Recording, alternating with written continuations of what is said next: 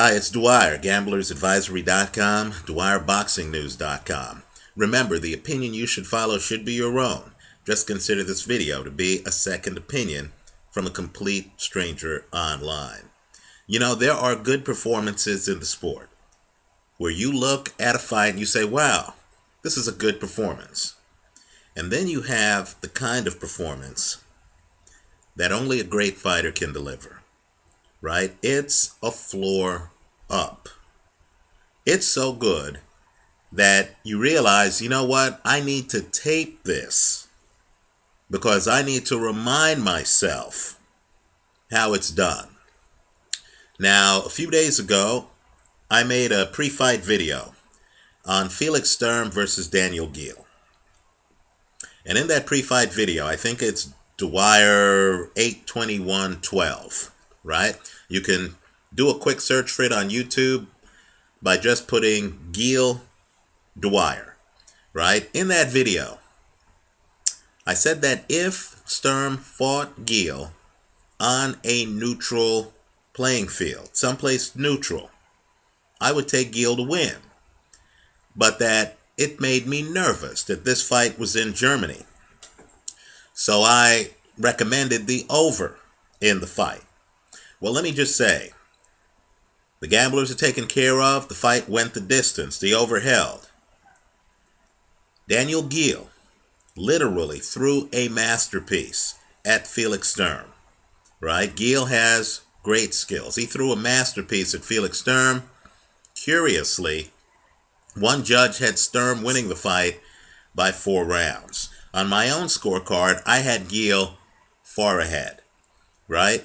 Daniel Geale deserved to win this fight. The two judges who picked Geale had Geale winning the fight by 4 rounds.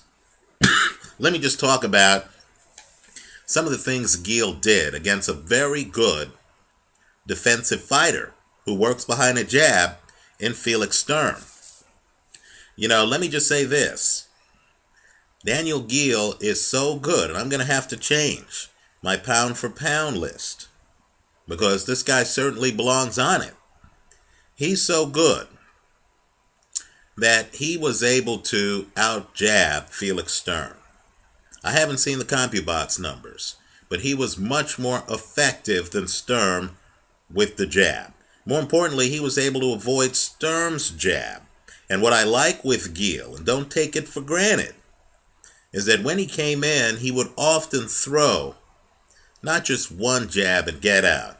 He would throw 3, 4 jabs. And he was able to get away with it because he's a master at angles.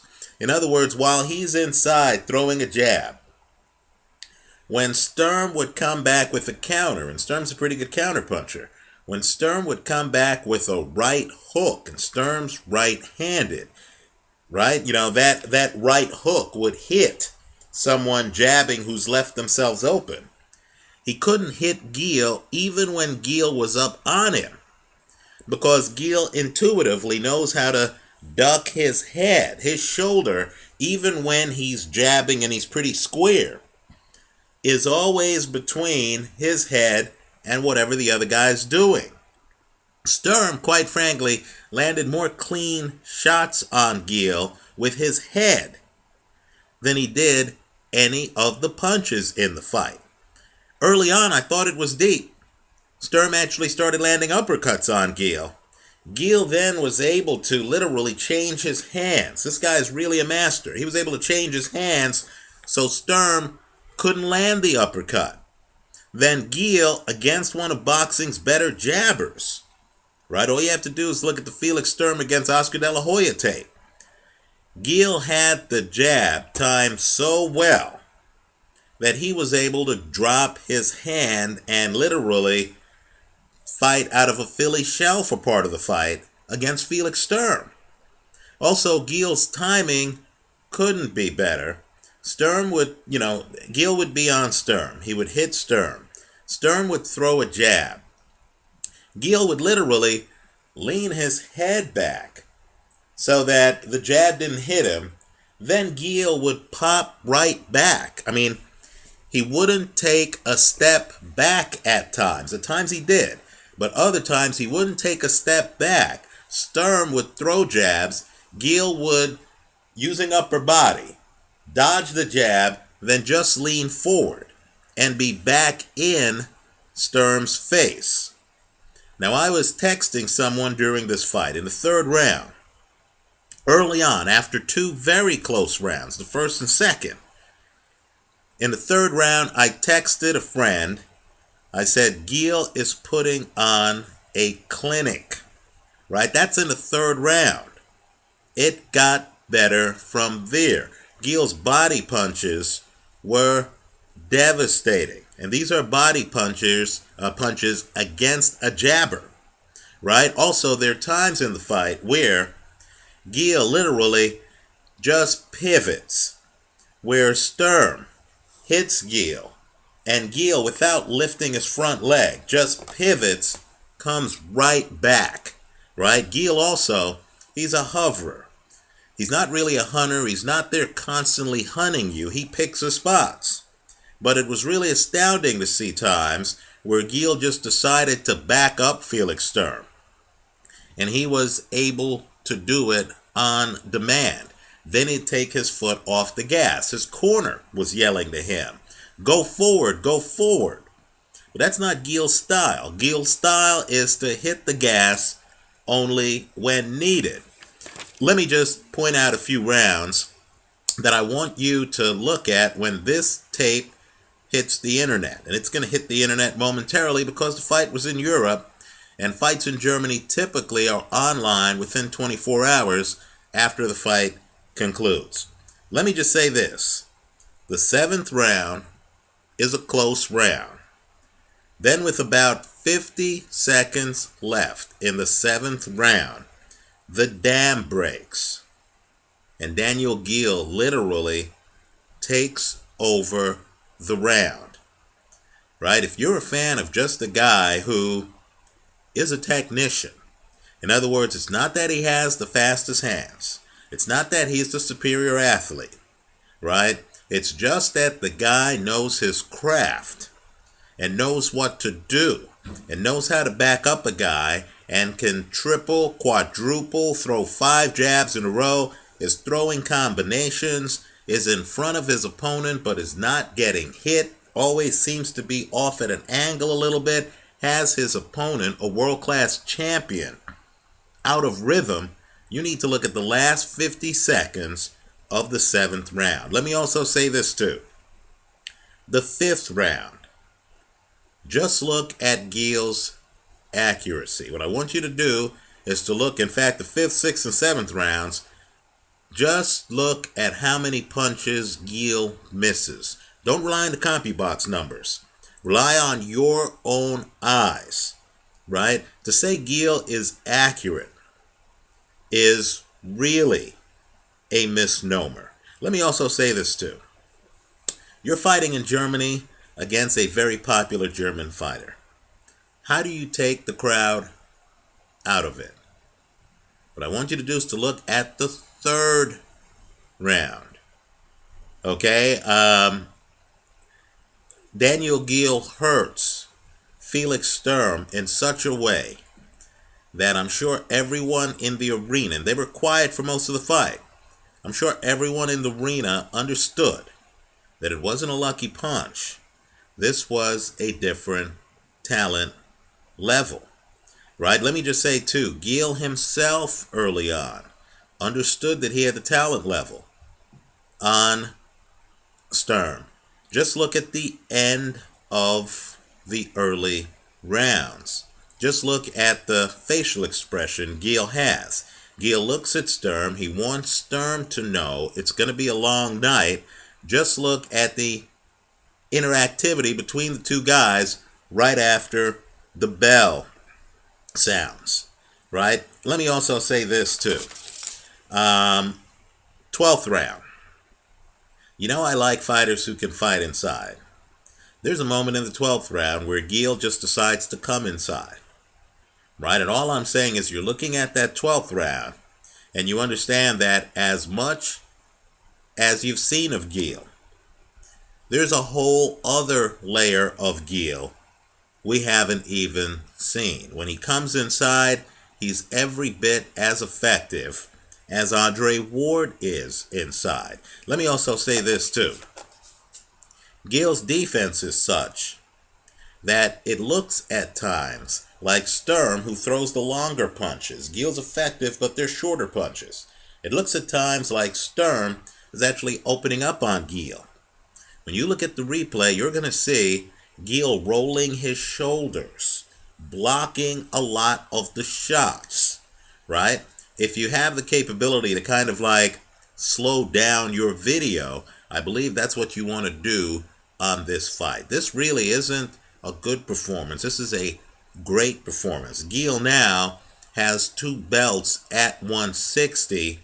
It's deserved. People know I'm a skeptic of fighters like Julio Cesar Chavez Jr., right? I'm not a skeptic of Daniel Geale. He is the real deal at 160. Let me also say this too. We talk about a lot of divisions, right? And a lot of other divisions are getting a lot more attention, like the super middleweight division, right? That's gotten a lot of attention. A lot of people also have been looking at 147 and 154, right? Canelo, Josecito Lopez, Mayweather's there, Pacquiao, Miguel Cotto, right? What I want you to consider is whether any division in boxing has 3 better technicians. I'm talking about guys who are beating you on angles,